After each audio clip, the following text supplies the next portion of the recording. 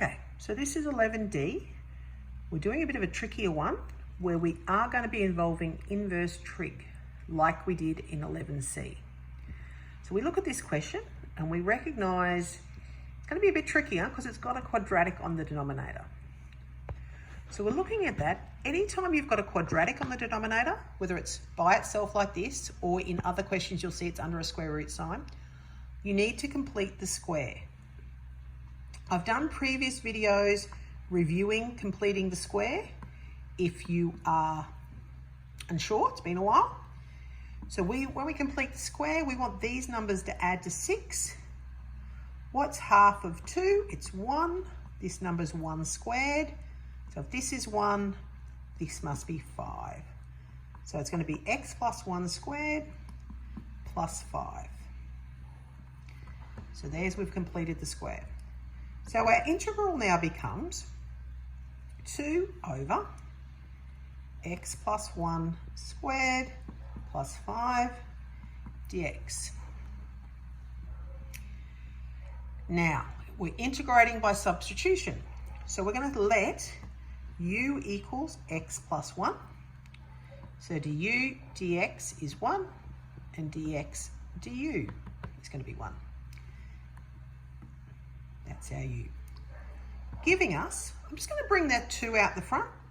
Always with numbers, you just put them in the front, it's fine. So that'd be 1 over u squared plus 5 du dx du. So we're changing it up.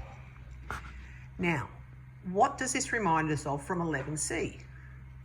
Well, there's no square root on the denominator, so we're thinking it's going to be tan. So over here, this was your tan rule you used when you did these. And we actually want, if this is a squared, we want a on the top. So how that's going to change what we've got? We've got u squared plus 5 du. Now, it was du dx, but remember dx du is just 1. So you could write in the times 1, or it's not changing, so we could leave it off from here.